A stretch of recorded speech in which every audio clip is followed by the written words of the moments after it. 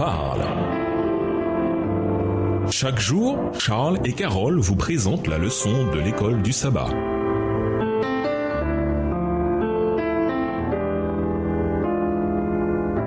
Bienvenue dans votre émission Dieu nous parle. Nous voilà à la leçon de mardi, la résurrection de Jésus. Lisons 1 Pierre 1, les versets 3, 4 et 21, 1 Pierre 3, le verset 21, Jean 11, verset 25, Philippiens 3, les versets 10 et 11 et Apocalypse 20, le verset 6. De quelle grande espérance parlent ces textes et quel sens revêt-elle pour nous? 1 Pierre 1, les versets 3, 4 et 21. Béni soit Dieu le Père de notre Seigneur Jésus-Christ, qui, selon sa grande miséricorde, nous a régénérés pour une espérance vivante par la résurrection de Jésus-Christ d'entre les morts, pour un héritage qui ne se peut ni corrompre, ni souiller, ni flétrir, lequel vous est réservé dans les cieux. Verset 21. Qui par lui croyait en Dieu, lequel l'a ressuscité des morts, et lui a donné la gloire, en sorte que votre foi et votre espérance reposent sur Dieu. 1 Pierre 3, le verset 21. Cette eau était une figure du baptême qui n'est pas la purification des souillures du corps, mais l'engagement d'une bonne conscience envers Dieu et qui maintenant vous sauve, vous aussi, par la résurrection de Jésus-Christ.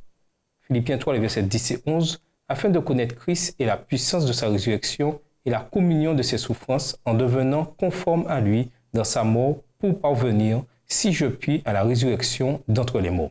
Apocalypse 20, le verset 6. Heureux et saints ceux qui ont part à la première résurrection. La seconde mort n'a point de pouvoir sur eux, mais ils seront sacrificateurs de Dieu et de Christ, et ils régneront avec lui pendant 1000 ans.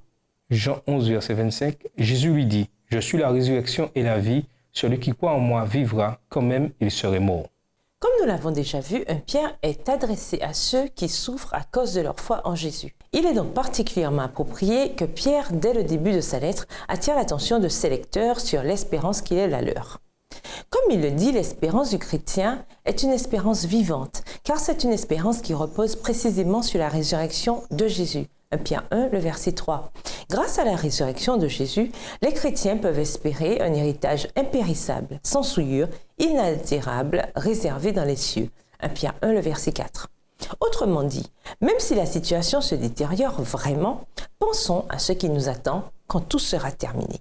En effet, le fait que Jésus soit ressuscité d'entre les morts nous garantit que nous serons également ressuscités.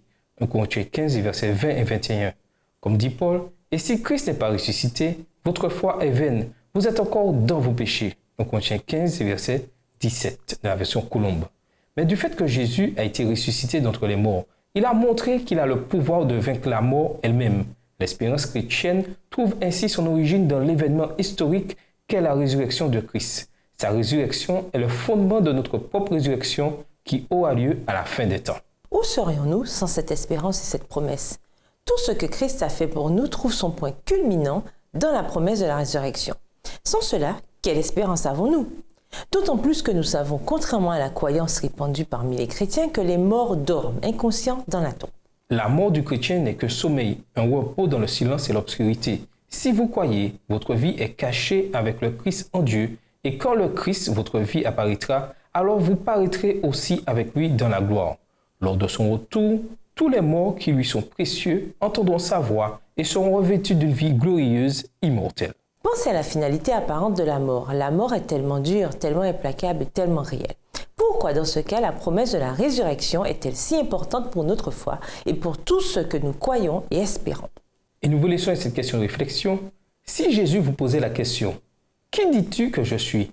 Que lui répondriez-vous? Au revoir. Et à demain si Dieu veut. Dieu nous parle.